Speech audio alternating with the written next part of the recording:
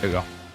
There we go. So we had this podcast before. It was called CTO Insight, and we took a 1-year hiatus. Back then, Anatoly was interviewing you, and now I'm going to interview you. And one of the reasons why I think it's so great that we are going to start this podcast again is because there's so much stuff going on in health tech, and there's so much stuff going on in the medical technology world. But first, I feel like we have to reintroduce you. So we already kind of had an episode like this a year ago on the old podcast. Now it's time to redo it, dive back into it. So I wanted to kind of get started with who are you, your story, starting from the beginning to where you are now, like the whole novelization of who is Shukri Khatan from start to present. Yeah, sure. So I grew up in the Middle East in a small area called Israel/Palestine. And I was born in Jerusalem, lived in Bethlehem, and I grew up in the kind of early 90s. And it was around the time that the internet was coming up. So lucky for me, it all started when a next door neighbor gifted me a book about how computers work. And I was lucky at the time that my dad was also kind of like computers were a new thing. My dad was starting to get curious about them. He got a computer home, and it was around the time I got gifted that book. And I just there was not much else for me to do. Like growing up in that region, there's a lot of turmoil, a lot of violence. And the only thing I could focus on is, hey, I want to learn about new things. I want to discover the world. And it was, from reading that book to, having my first computer to play with, to ruining and breaking the computer multiple times and deleting files that are part of the operating system. And it was around that time that I started to play with it more. Internet was kind of coming. Back at the time, we got a lot of bootleg CDs. So, there are CD, you go to the market and there are CDs that you can buy for like $2 to $3. And on that CD, you'll find all sorts of software that's been, cracked and hacked. And again, this is very different place, very different time. Back then, there was, no cloud or none of that. And so to me, my childhood was growing up playing with all sorts of software, trying different things. And around the time with the early days of the internet, there came also early days of like hacking. And I stumbled upon hacking forums, and I started to kind of learn more and more about, what computers are, what the potential is, what the risks are. And then also got exposed to kind of the world of software hacking. That was early 90s. From there, I grew up with the internet. By the time I got to high school, I was one of those smart kids that, the smart geeky ones that, the cool boys hated. And I had nothing, no social life going on. I was a geek, and it was just me and the computer. And high school, I had really good grades. I actually got a scholarship to study medicine. And believe it or not, this was a fight with my parents because they're like, "Oh, you got a scholarship. You have to do this." And I'm like, no, medicine is not what I want to do. I really want to do computers. And it was a lot of fighting at the time with my parents because, hey, it's essentially if you got a scholarship to study medicine, it's like the highest achievement you can ever have. And to me, I'm like, no, that's not what I want to do.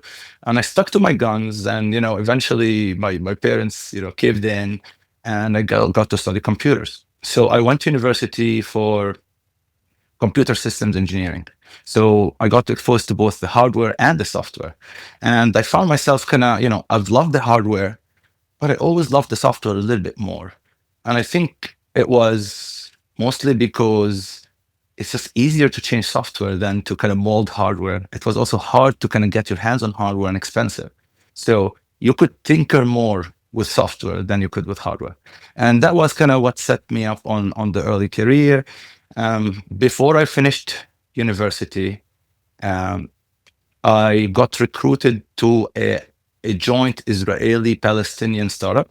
So before how did you get this position? Like this is super interesting. This Israeli-Palestinian startup. This is kind of like So this was probably 2006, 2007. And I was, studying back then in Birzeit University. And around the time, one of my friends reaches out and he says, "Hey, listen, do you want work? Do you want a job?" I'm like, "Hell yeah, I'd love a job." And he's like, "Hey, there's this new kind of joint Israeli-Palestinian venture. It's a startup." And this was the first time ever I heard the word startup. I didn't know what startups are. All I knew is, hey, there is a job there. And so kind of went to the interview process. And I was actually interviewing, I didn't realize it at the time, but I was interviewing the CEO. And this was, imagine a kid, still haven't seen, haven't been in the workforce, and, I just meet this guy and he interviews me. And then he's like, "Oh, wow, you're a smart kid. We'd love for you to work with us." And at the time, I didn't finish university. I said, "Hey, listen, like, are you okay with me, being part time for now until I get through university?" And they're like, "Yeah, absolutely, would love to have you." And that was the first time I heard of a startup. And at that time, uh, we were building, I would say, what the world's first cloud operating system. So Mm. I think a lot of us today know what the cloud is, but this was 2006, 7. There was no cloud. It was like AWS, which is today's the well-known name in the cloud. At that time, they had one product, S3, which is their like file storage, and it was literally in beta. There was nothing. There was no cloud, and we were building that operating system on top of, those up and coming clouds at the time.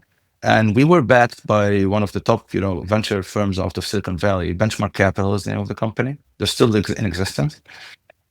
And, you know, that was kind of my first journey into startups. And this was brilliant in so many ways. So at that time, I got to, understand. I built a file system on the cloud. I built a lot of cool things. And what was cool is, this kid out of university, 6 months to a year in, I was managing servers and servers and servers, and we had about 200 servers because we have had so much traffic into the kind of the Ghost operating system that we just were dealing with spikes all the time. So it was a beautiful experience. I learned a ton. Like a lot of my early days experiences came from that startup. And like every startup, you run into financial trouble. So it was around 2008 Yeah. look, this is 2008 financial crisis. We were trying to raise additional money, and then investors said, "No, you know what? The timing is very, very bad." Around the time Google started to come up with what they call Chrome OS, so there was competition, and then investors pulled out, and the startup failed. So where did that leave you then? So now Ghost goes under. You now it's a financial crisis. You're a young guy still. So Uh, one of the things that ever since I got to university, I was always obsessed with like online freelancing. And so around the time I was working on Ghost, I was also kind of, like moonlighting after the job. And again, with actually, it was around the time my team lead knew of it. Like I was told everybody, I was kind of clear, "Hey, I need some extra money and I want to freelance on the side after work." And they're like, "You know what, go do whatever you have to do as long as it doesn't impact your job."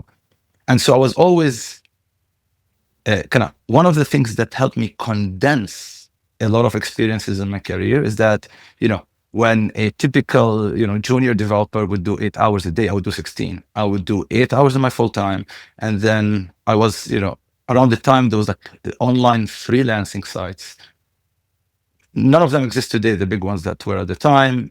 The one that's left today that everybody is familiar with is Upwork. The funny thing is, Upwork, before it was called Upwork, was another company called Odesk. So I was kind of freelancing on, Odesk. There was like Rent a Freelancer. There's many sites.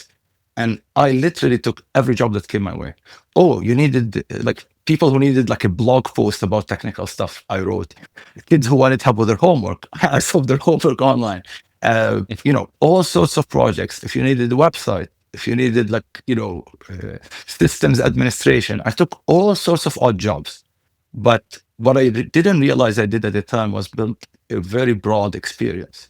So, Mm. with every job, there was like, the tiny little nuances that introduced me to a concept, to an idea, to a platform. And I just did a lot of that.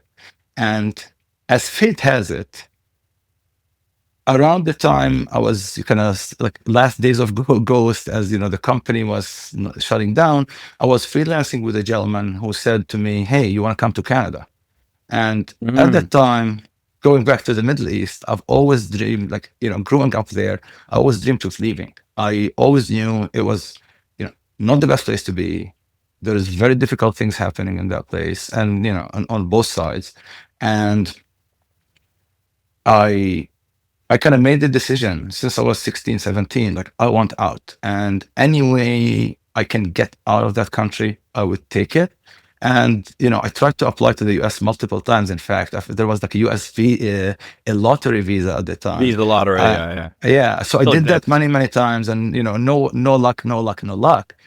I applied and I actually got admitted to, you know, around the time I also wanted to go to, I said, maybe I can go to university in the US. So I applied to a lot of like really good universities like MIT, IIT, and all of these. And I got admitted to a lot of them, but uh, I didn't get scholarships. And as a result, like when, you know, when I looked at kind of how much the cost of admission was, and I talked to my parents, they're like, "Oh man, yeah, the amount of money it's gonna require to get me into one of these universities is something, you know, beyond what my family can afford." And therefore, you know, just did the university that was available to me. And then the moment the opportunity presented itself, which was kind of that, you know, work with a freelancer who introduced me to another gentleman who was starting a company in Canada. Funny enough, the gentleman who was starting a company is another Israeli entrepreneur. And you'll see this Mm. thread over and over in my career that, um, like, you know, say whatever you want to say about the Palestinian-Israeli conflict, but I've had, you know, amazing experiences on both sides of the table. My team leads were, you know, uh, Palestinian team leads, amazing. I learned a lot of them from them. And then, you know, the Israeli founders I got to kind of work closely with. I also um, learned a lot from, and I'm thankful for also all the opportunities they gave me, because I wouldn't be here without all of the support that I received, even as a Palestinian. Right? And Mhm. it's even trickier because I'm Palestinian, but I'm actually Christian, and this is something that Mhm. people often find surprising. You know, there is a minority there, but, you know, in Palestine, which is kind of Christian minority, and we're, you know, if you think about it, kind of, you kind of grow up there and you're like, oh wait, so you're exposed to the three religions, and you look at kind of, you know, everything that's going there, and you're like, it doesn't make sense. Like, people don't have to die. There's something wrong with this place. And one day, I think I talked to a priest who framed it very, very nicely for me. He was a historian. And I said, like, what do you think is going to happen? You studied this land from, you know, the beginning of time till now. And he said something that stays with me to this day. He's like, hey, if you look at the history of this land, even before Christ, 2000 years, that place was always a place of turmoil. And Mhm. why do you think it's going to be different in the next 2000 years? And I'm like, you have a point. That's a very good So this point. place, It's a very good point. and so we go from that to, you know, around the time that that company was shutting down, I was starting to get my papers ready to land in Canada. And, you know, lo and behold, I landed in Canada. And at the time, keep in mind, I was like 2, 3 years in terms of, like, you know, experience, but technically more like 6 because of all the freelancing work that I've done. And so I remember the first time coming here and landing in. So essentially, this was a new company. The founder had 2 more people in there and had 0 developers. And they landed in the middle of a project that they didn't realize at the time needed a ton of people, except they haven't And what were you realized it. developing? I'll come to that. So Okay. I come in and they're like, hey, by the way, your first project is in this very big telecommunication company. And I'm like, okay. And then they're like, oh, by the way, it's something to do with billing reconciliation. And I can't get into the details of it, you know, just because of NDAs and things.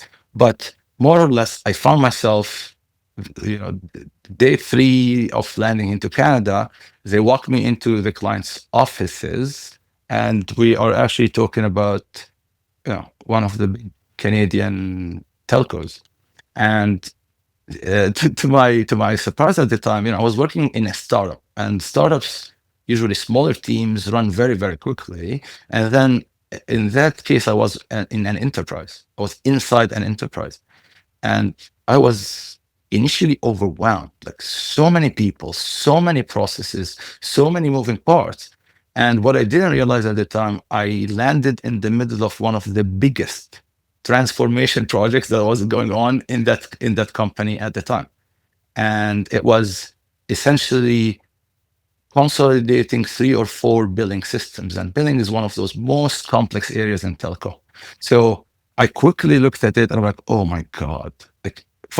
I'm out of my depth from a domain knowledge wise, but then I'm also out of my depth by just like, this thing needs 10 more developers. This is not something that I can execute on by myself. That was the two realizations that hit me. And then the domain knowledge, luckily the company and the gentleman I was working with, he was the guru at kind of all of the business aspect of it and kind of how that billing works. So luckily that bridged my gap of knowledge very, very quickly. But then there was left the gap of people. And I walked into the CEO's office and I'm like, hey, this project you just, put me in the middle of, I need developers. And he's like, okay, go find them. And then I sat down and I was thinking to myself, I'm like, okay, I'm in this new place. I don't know the first thing about the country. If I want to go find developers, what would I do? And then I'm like, hold on. I just left back home. I know All my some friends guys. I know some guys, right? And by the way, these guys also happen to be looking for work because the startup that they were working for shut down. And so I go back to the founder and say, hey, listen, are you opposed to hiring people like offshore? And he's like, no, absolutely, that's a great idea. In fact, lots of the big companies that work here do it. You should do it. And I'm like, okay, then I have just the right people for that. And this was I started by kind of hiring 4 or 5 people. And the funny story is this. My team lead, who I love dearly before, his name is Yazan. There's 2 people that I look up to all the time. Like, Yazan is one of them. There's another gentleman by the name of Yusuf. And again, there's a lot of other folks that I learned a lot from during my career. But the funny thing is, when I hired people, my manager, now I was his manager. And so I ended up hiring my manager, and now he's working under me. And I think that's a lesson there. It's like, it's like the roles can turn, things can reverse, and therefore, if you always play the long-term game, things will work out. And the funny thing, I pretty much hired, I would say, almost all of the folks that worked in that startup before, except one gentleman. And that guy, right, as fate has it, this guy is like, every time I was there in when I was at Coast doing my job, this guy was always spinning my butt. He always went out of his way to do things to screw me up. And so when the roles flipped and when the time came to hire, I said, you know what, my friend, you're not in, and you know why exactly. So that was also a funny kind of moment where the tables turned in there. So I ended up hiring the team, and then, obviously we execute on that project. We execute on it well. The client was extremely happy, and then we go to the next one and the next one and the next one. And quickly, out of the core of, I hired initially 5 people, and then 10, and then 20, and then 30, and then fast forward a few years in. My team was around 40 engineers. There was another kind of about 40 QA team. So essentially there was like about 80 people. And then we grew up to an extent where one of the biggest companies in telco, Ericsson, comes and says, hey, we're interested in what you guys built. We're interested in the company you built. We are going to acquire you.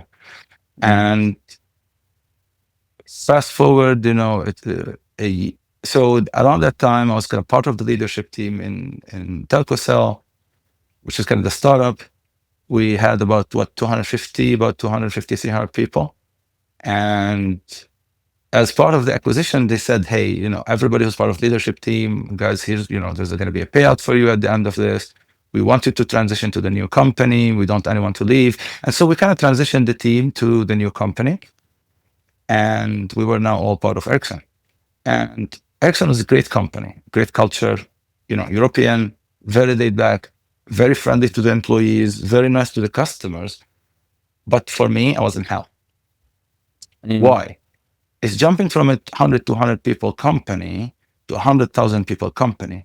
You just need way more processes. There's way more people. Nobody, the likelihood of you meeting somebody and knowing who they are is extremely, extremely low. And so you have to have different tools and processes to deal with, that much people. And I just found that experience extremely frustrating. And then even transitioning from, a small company to a big company, there was a lot of additional regulatory things that applied, a lot of lawyers involved, because there's, Ericsson is one of those companies who has invested millions and millions of money into their intellectual property. So every time I did something, I always had to go through reviews. Does this, is there any risk around the IP of Ericsson? Is there any legal risk to clients? Is there any liabilities? And so that kind of complicated things for me quite a bit. And it left me frustrated because I'm like, I want to go in and just deliver the work. And there it was like, okay, yeah, sure. But sometimes you got to do the work around the work to deliver the work. And the overhead around the work was just killing me. Okay, so you decide you want to be in the startup game. Like you're done with Ericsson, and this is when you found BitLab, or is there still some? No, BitLab was found actually before that. Really? You're working at BitLab while working at Ericsson? Well, even before that. So when I came to Canada, so remember we talked about Telcocell and the founder or the gentleman who brought me to Canada. Now, at the time, I was on a work permit. So by virtue, essentially, if you're on a work permit in Canada, the only thing you can do is work for the company you're on the work permit with. You cannot start another company. You cannot work for another company. And obviously, for someone who's, young, hungry for money, keep in mind, I came to a new country. I literally had like 5K to my name. That's all I had in the world. Packed my bags with my wife, brought my stuff, and landed here. And therefore, I was like hungry to freelance and work. But then my work permit was like tying me down. And again, I was still working in the company and applied to my Canadian residency. And I promised myself the day the Canadian residency comes, which changes things for me because I will no longer be a temp employee. And promised myself that day, I'm going to go and start a company. March 3rd, I got my kind of PR or residency or permanent residency card. March 4th, I was at the incorporation office, and that's the time started BitLab. So BitLab was founded March 4th, 2013. So I used it whenever I was kind of freelancing here and there. I used the company, but it wasn't really BitLab, the one you see today, until the time I left Ericsson. And after I left Ericsson, I decided I want to do something different. I want to try my hand at startups, and I wanted to launch my own startup. And by the way, we kind of skipped over, because even in parallel line to me arriving in Canada and Telcocell, there was another startup that I had at the time. Again, I can't sit down. I can't sit idle. And around that time when I kind of came to Canada, joined Telcocell, was working for Telcocell, I had an idea to build the first drag and drop mobile builder. And to kind of explain a little bit more kind of the scene at the time. So 2011, 2012, it was like the whole, iPhone was new.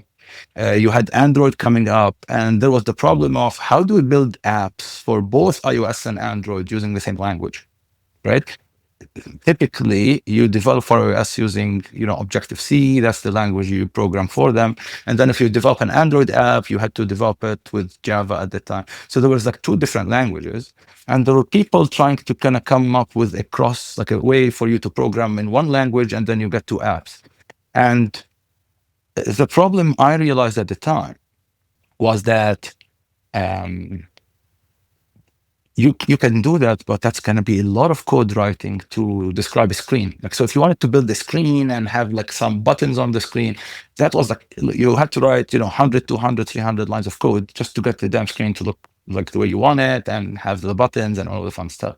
And so we came up with an idea to build the first drag and drop editor.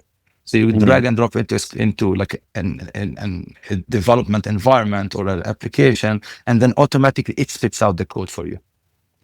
And the idea was such a hit and there was such demand for it, that literally one tweet got us our first 3,000 signups. One tweet.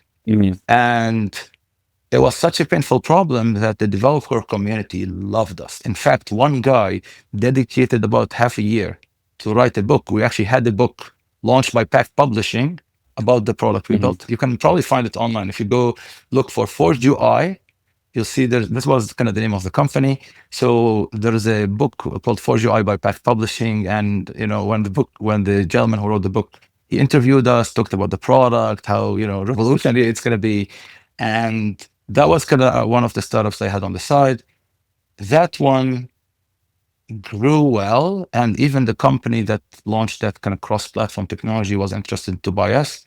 Unfortunately, a few things went wrong. That company decided to change direction. And then on our end, we had some, internal disputes between the partners on the direction we wanted to take the company. And then we ended up in a kind of deadlock situation, and we ended up shutting down. But lots of valuable experiences, lots of lessons learned, lots of partnerships lessons learned. And that was kind of one of the startups that I had since I came to Canada. And then when I left Ericsson, I decided to try my hand at another one. That was around the time where chatbots were becoming hot. Facebook Messenger was becoming a very big platform. And the first generation of AI tools were coming on the market. And around the time, I decided to call that company Success.ai. I have it in my notes. I was going to ask you about it. Yeah. And so that was that company. And we started to do customer success or customer service chatbots for telco. That was my startup. And I took all the money that I made at Ericsson because of my retention, and I decided I want to invest it all in that startup. And I've always kind of started startups as a side hustle. I never had startups as the main hustle. And that time I decided to take about a year and a half and this is kind of how much capital I allocated to myself and a team to kind of work on that startup. And lo and behold, went to business, started to interview people, started to kind of understand the space, and things were kind of going well up until another competitor came on the radar. And, I had allocated, say $200,000 in funding to the startup. They raised about $10 million. And they were actually coming out of a pivot. So they had another idea. Then they realized what was happening in the AI space, and they pivoted to that idea. And thanks to their investor Rolodex, thanks to the amount of capital, everywhere I went, they were there, competing with me, stealing the clients. Like, I walk into an office for an intro, and before me, the ADA guys were leaving. And by the way, they're still in existence today. I shut down Success AI, that iteration of Success AI, and ADA is still here to this day. They still serve as very big names. I believe like Coinbase, for example, uses ADA's chat support. And I met the founding team. Do you get mad at them? Or is there no hard feeling, just business? Do you hold any grudges or no? No, in fact, when I decided to shut down, I met them and I said, hey guys, I talked to them. And this is another lesson there. I think a lot of us create that enemy stance against your competitors, but I think it's a fine line. It's a dance. Yes, they are your competitors, but you also want to kind of have some communication with them. And in fact, that's what I did. Then I went and I met them, and they were very nice people, very smart team as well. And they were just much more capitalized than I was. And so when I saw that I was like every deal, every account, like I was brushing against them, I'm like, man, it's like I have no competitive advantage. Why do I want to stay and like just struggle through it. And I keep in mind, I had traction. In fact, one of my first clients was City of Toronto. So I was hosting a bunch of City of Toronto related like entrepreneurship support channels, business support. And so I had traction. It's not like I didn't have, but the amount of traction they had relative to me, the amount of accounts that I lost to them was like, it was clear to me that I had just no competitive advantage. So I met them when I decided to shut down. I said, hey, do you want to take on my old clients? And they said, sure. And then we ended up kind of switching some of the clients back to them. And that's when I decided to shut down. And so shut that down. Worth noting though, that was a startup where I sunk up quite a bit of money into that, around 200K. So it's not a small chunk of cash. And what I learned quickly is that I would rather pre-sell before I build stuff, because if I did it that way, I wouldn't have lost the 200K. And that was also a transformational step in my journey. And after that startup, every other startup that I did, even when we failed, we managed to break even. Mm. And that was a game changer for me. There's a lot of lessons. Like, honestly, Benny, if I want to unpack all the lessons I learned with every one of these startups, it's tons of them. I left Ericsson around 2016. And around that time, I kind of started Success AI. And then from 2016 to around the early 2018, it was a lot of me kind of consulting for different types of clients in different industries. I had, telco related consulting contracts. That was kind of BitLab 1.0. And it was a lot of it was me as just a solo CTO architect freelancer. And I went from helping one company to the next build software. So typically, my clients were either telecommunication related, projects that I took because of my relationships that I built over the years in the telco space. So whenever there was an AI or machine learning kind of thing that they need to implement in telco, they brought me in. I implemented some like anti-spam solutions for SMS spam at the time. And then I got into logistics. So I started to work in the kind of logistics industry, shipping, all of that, building software for them. And it was me doing a consulting CTO, just going from one startup to the next, helping them with whenever there's a fire. Then I kind of, started to network with some investors who started to bring me into their companies to kind of help their portfolios. That was a lot of kind of solo CTO. And then with one of the companies that I was working with, or when I was working kind of with all of these clients, one issue stuck with me. Every time I walked in, I found usually either an in-house dev team or an offshore dev team. And a lot of times when I went to dig into kind of, whenever there was a problem with code quality, with, things not shipping on time, like, oh, the performance of what we shipped is bad, I started to dig more and more. And I realized it's a lot of those companies making the wrong hiring decisions when it comes to talent. And then one project that blew up in my face specifically, that was very interesting, that led to the BitLab we have today. So there was a project, multi-million-dollar, massive beast in the logistics space that we were delivering on. And I had a team from a vendor. And in that particular startup, I had the opportunity to kind of be there on the ground floor. And the vendor brought a team, but I vetted them. So I knew that the developers I vetted were like, man, top-notch guys. They're solid. And so I started to deliver on that project, and things were starting amazing. Things were solid. We're shipping on time. Quality is good. All of that. And then towards kind of like, 2 months, 3 months in, lining and bugs, like endless freaking bugs. And then I'm like, I was like surprised. Why the hell was that happening? It's the same team. I shipped 3 months flawlessly, and then things started to go downhill. And we what after that, what I started noticing is a lot of those employees that the vendor brought, or a lot of those developers that I liked, that the vendor brought, started leaving. Oh, look, every two, Mhm. 3 days, I'll get a resignation. And so I was curious, like, what is happening? So deliver, everything's great, and then quit, and then the quality is going down. So I knew there was a fire there, and I went digging. And lucky for me, one of the gents who I got close to during the project basically let me in on the secret.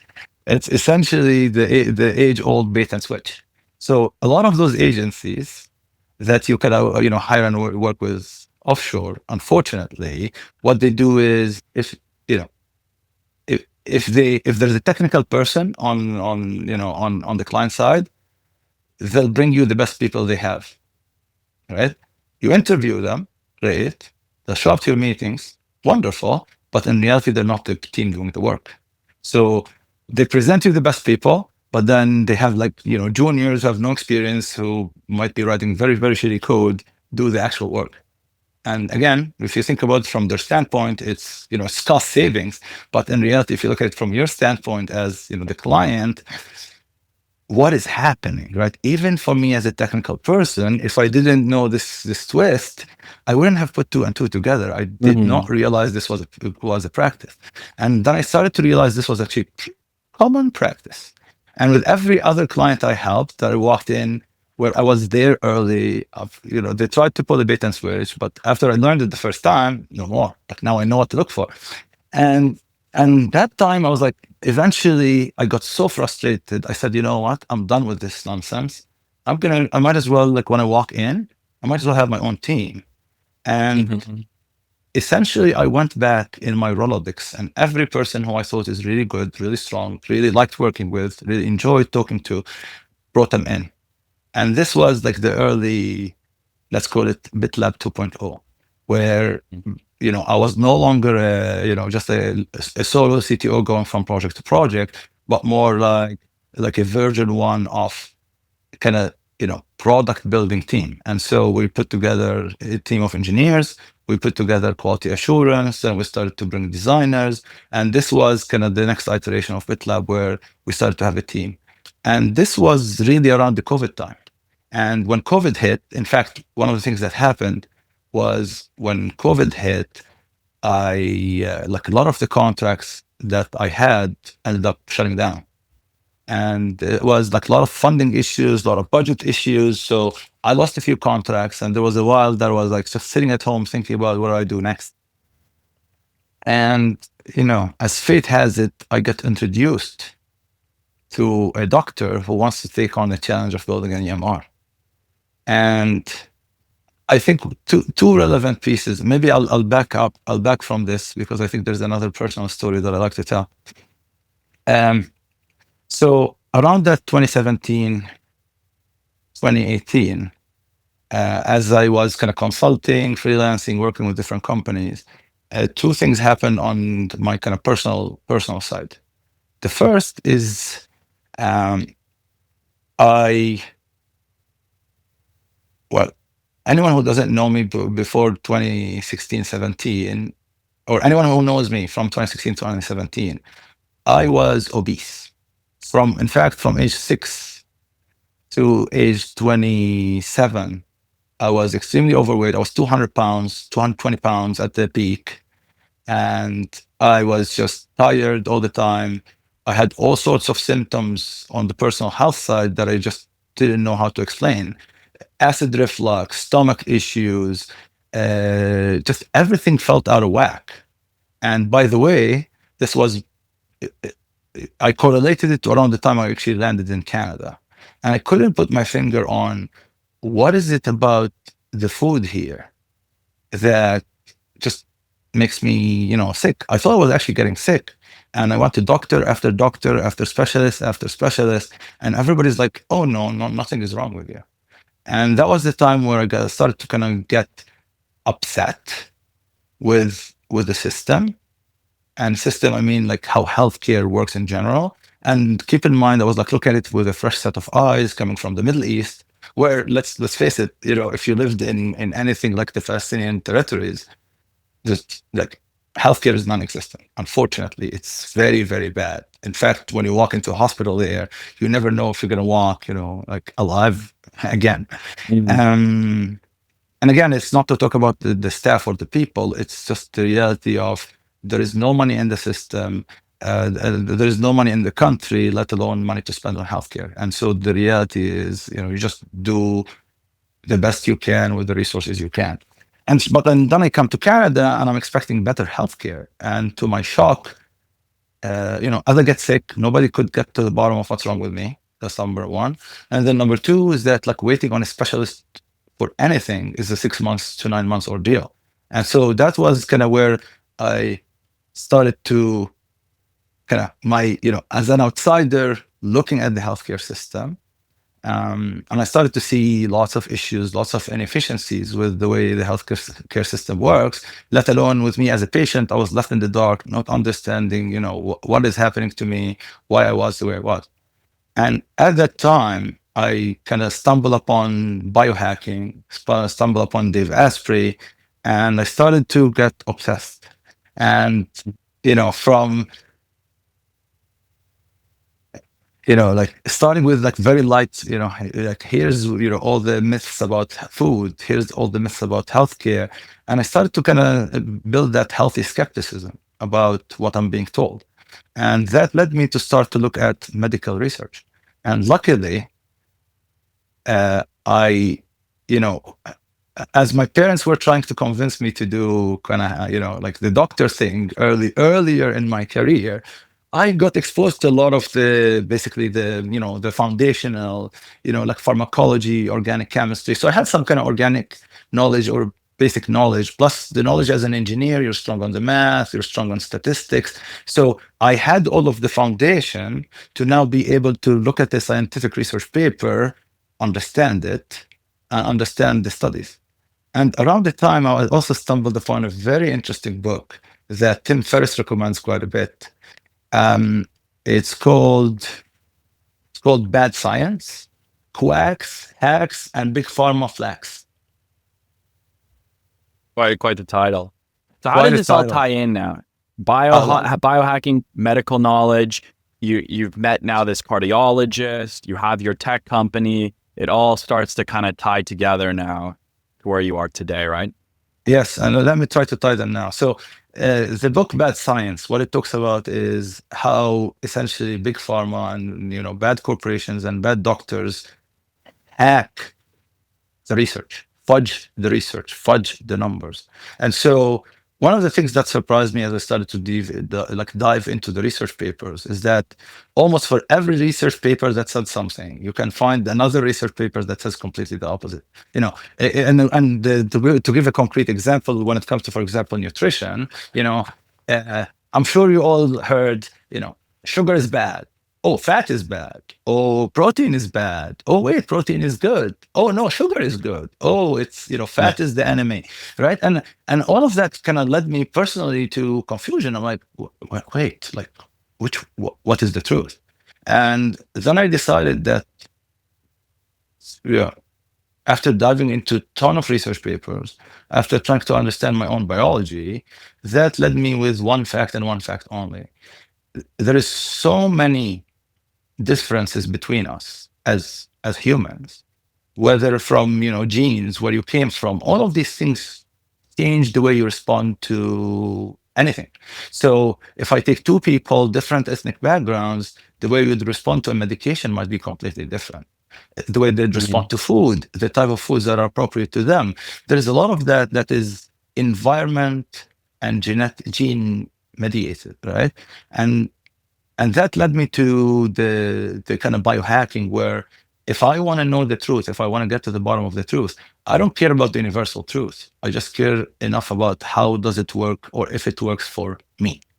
And that's the essence of biohacking, is to say, great, like, yeah, we can run all of these tests on big populations, and yeah, they probably have statistical significance. But the only personal truth is the experiments you run on the n sample equal one of sucre. And so that was kind Mm. of my started to kind of have my own thesis around, what medicine is going to look like, what I like medicine to look like for me, what I like healthcare to be like for me. And that was one journey. And then there was a parallel journey around the time, uh, about a couple of months after my son is born. So my son, Chris, he's 7 now. And Mhm. around the time my son was born, he developed a very rare illness. He was like about 3 months old or so, and he started to have diarrhea and basically like did not stop. So 2 days in, he was super dehydrated and take him to a hospital. They couldn't figure out what's wrong with him. Then we get transferred to another hospital, which is kind of sick kids in Toronto, who's specializing more in kids. And what followed was a 3 months intense living in a hospital, not knowing what exactly is happening to my son, whether he's going to make it dead or alive out of that. And it was probably the most stressful, the most confusing, uh, like one of the most difficult times that I've had to endure. And it was that kind of emotional journey is what started to also emphasize a few things for me, and I started to build empathy because I'm like, and again, the physicians there, by the way, just to talk about sick kids, the physicians there were amazing. They were very clear about, hey, here's what we know and here's what we don't. Here is the extent of our knowledge and here's where the limitations lie. And they were very clear about what they know and they don't. And as a result, it was also a very good experience.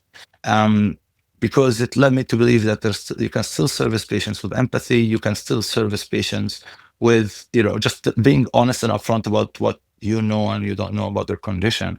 It's a game changer. That's how trust is built. And at the same time, it was also that 3 months that I was living in the hospital happened to also be the rollout of Epic EMR into that hospital.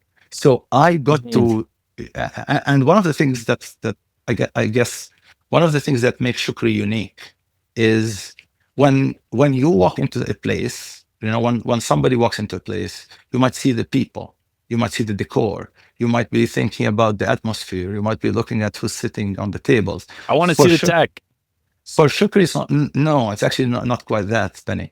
For Shukri, when I walk into a place, I'm thinking processes, I'm thinking business processes, I'm seeing technology, yes, I'm seeing systems, and I'm seeing people. And so the moment I walked into, the hospital, and for 3 months, I was dissecting literally everything. And it's not because I did it intentionally or anything. It's just when I get curious about something, there's no stopping. I have to get to the bottom of it. And so, I was, and keep in mind at the time, I was like literally, we were at the hospital 24/7. So I have 2 kids, and we were basically taking turns. My wife would be in the hospital, for example, during the day. I'll take the night shift, or we reversed, where she came home, I stayed in the hospital. So it was literally very intensive, me 24/7 in the hospital. And so I get to see, all the nurses and the shift changes and the rounds and like the epic rollout and what was challenging to the Everything. Yeah. staff, and like seeing the nuances and the glitches and seeing how painful it is to roll out an EMR into a hospital, into a big hospital. And those experiences combined, it's the personal, the biohacking, it's the journey with my kid, it's watching the tech and the systems and being rolled out in a larger scale hospital. All of these, then followed by that encounter with the physician who wanted to build the EMR, is what started to gently nudge me towards healthcare, and started to show me where kind of the personal and the professional might connect. And I didn't realize it at the time. There's something that I heard in one of Steve Jobs' commencement speech that stays with me to this day. He says this: you can't connect the dots looking forward. You can only connect them looking backward. So you have to trust that the dots will somehow connect in your future. You have to trust in something, your gut, destiny, life, karma, whatever. This approach has never let me down, and it has made all the difference in my life. And I actually feel that way. I feel that, the dots will connect. You just have to trust they will at some point in the future. And I can tell you, Benny, that for a long time in my career, I struggled with this question of, okay, what do I want to be? Who do I want to become? What kind of startups that I want to create? What are the things that I'm obsessed with that I want to bring to the world? And it was actually a very difficult journey for me, because the other thing that is worth mentioning to our audience is I'm also ADHD.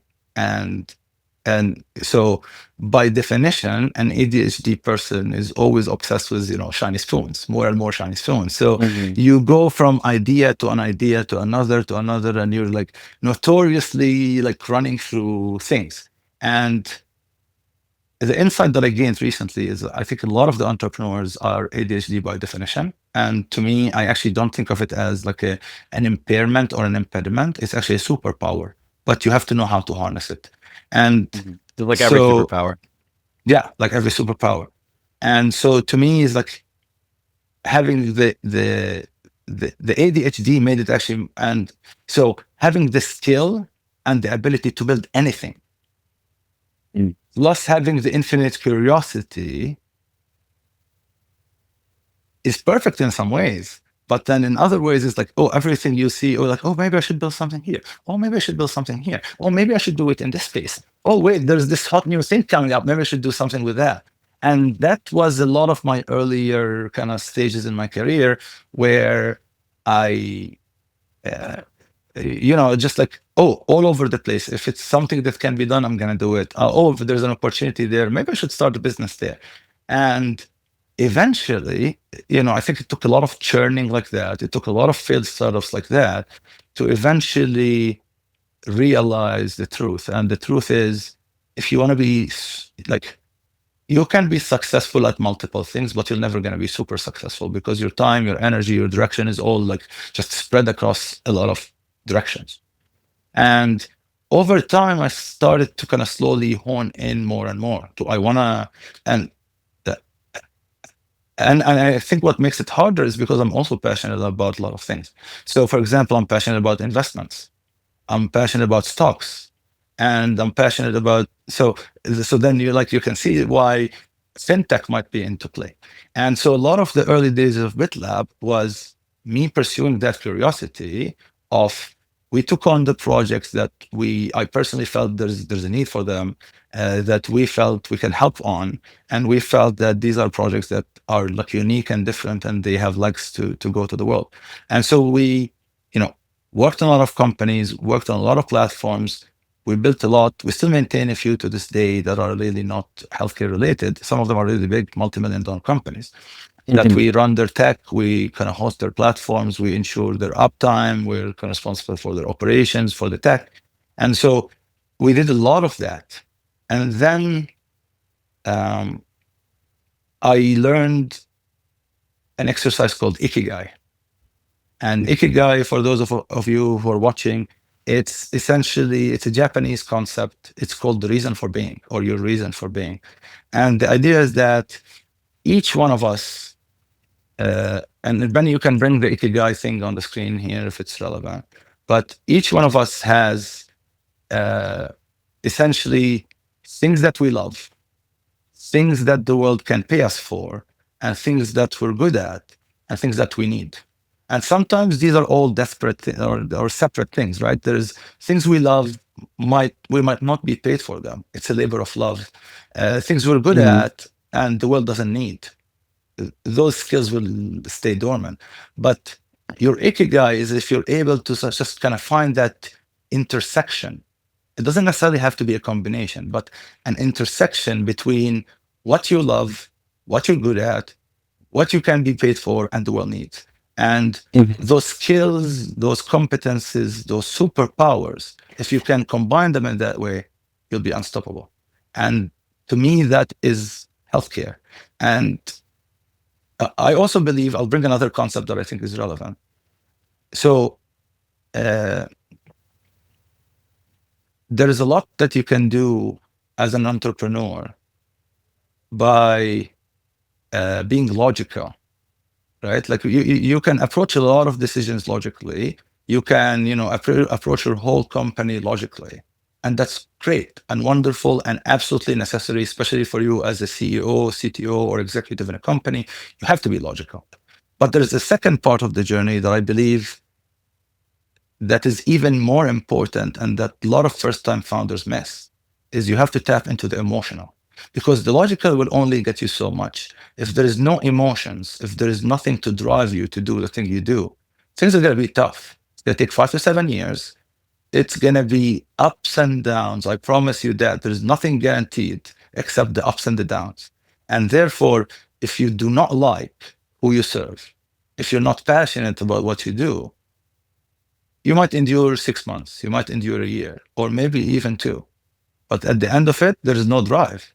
And therefore, what's important for entrepreneurs is to combine all your skill sets, your superpowers, all of this with an emotional drive. And when, going back to around the time I met that physician, and we're kind of starting to build that EMR. And once we started to roll it out, and we started to have physicians on the platform, and we started to see patients roll in, and then you get to interact with some of those, like I was in clinics as we rolled it out. You get to interact and see the people, and then you develop that empathy, and you feel an energy that I think there's so much energy we have in reserve that we never tap into, because we really never connect those two, the emotional and the logical. And the moment those connected for me, it was like almost an infinite energy reserve got unlocked. I don't get tired, I don't get burned out, I can be working with crazy hours, but the drive is there, the why is there. And that's such a, I think that's a great place to end it on this call. Like that is like the thesis, everything comes together. And that is where BitLab is now. And I think we should actually continue this onto the next call, potentially next week.